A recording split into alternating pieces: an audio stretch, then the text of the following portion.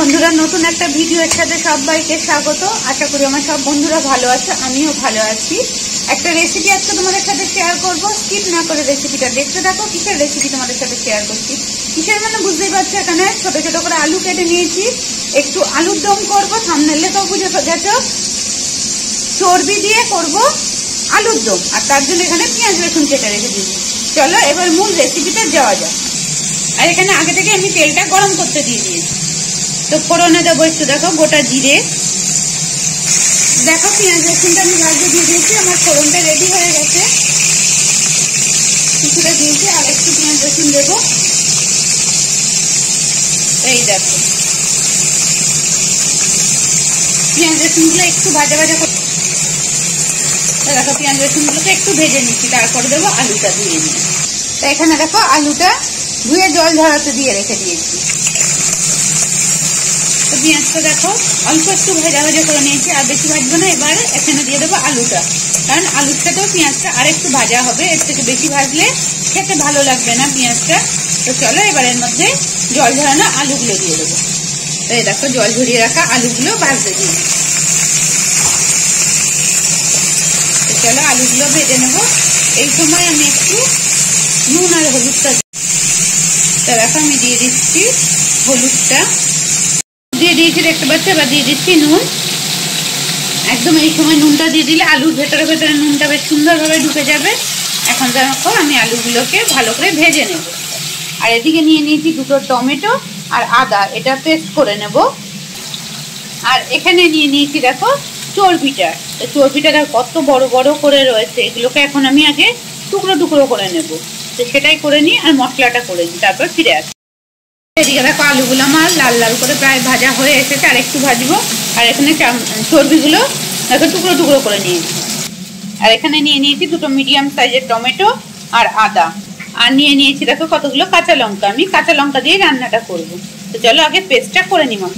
তো অনেকটা পেস্টটা আমার হয়ে গেছে, দেখো মানে পেস্টটা একটুখানি বাকি আছে। এর মধ্যে শুকনো মশলাগুলো এবার দিয়ে দেবো। শুকনো মশলার মধ্যে দেখো আর একটু হলুদ দেবো, হলুদটা একটু কম হবে। একটু জিরের গুঁড়ো দিয়ে নিচ্ছি,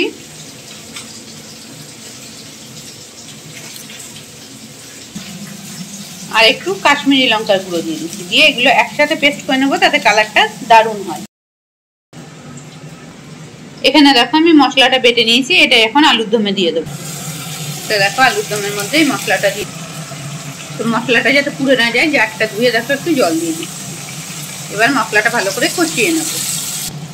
তো দেখো মশলাটা কষাচ্ছি, তেল বেরোনো অবধি অপেক্ষা করবো। আর এই সময় আমি দিয়ে দেবো চর্বিগুলো। চর্বিগুলো মশলার সাথে একটু কষিয়ে নেব।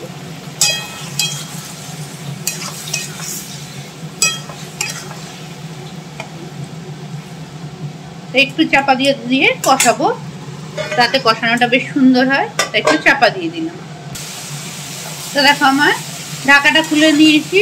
মাংসের মানে মাংসর তো নয়, ভুল বলছি, দেখো চর্বি দিয়ে আলুর দমটা প্রায় কষানো হয়ে এসেছে। আর সামান্য একটু কষাবো তেল ছাড়া অবধি, তারপরে দিয়ে দেবো এতে জল।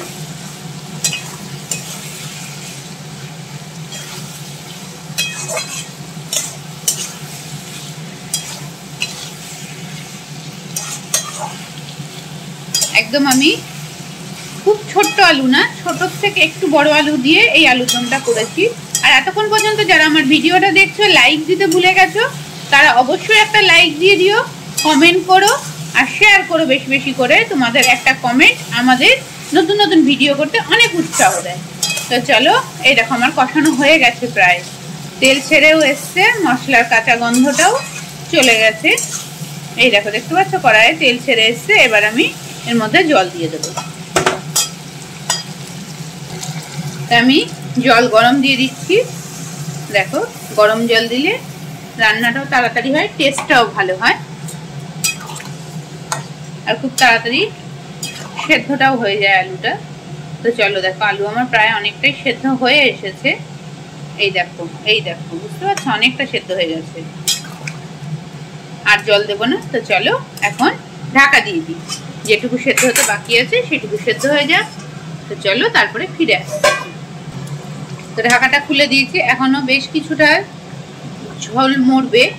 তো এই সময় আমি দিয়ে দেবো একটু চিনি। দেখো দিয়ে দিলাম চিনি আর একটুখানি। তো দেখো একটু চিনি দিয়ে দিলাম, এখনো বেশ কিছুটা জল মরবে, তারপরে ফিরে আসবো তোমাদের সামনে পুরো রেসিপিটা কমপ্লিট করে। বন্ধুরা দেখো আলুর দমটা আমার প্রায় কমপ্লিট। এতে দিয়ে দেবো একটু মিট মশলা আর দেবো দেখো খুব সামান্য পরিমাণে ধনে পাতা।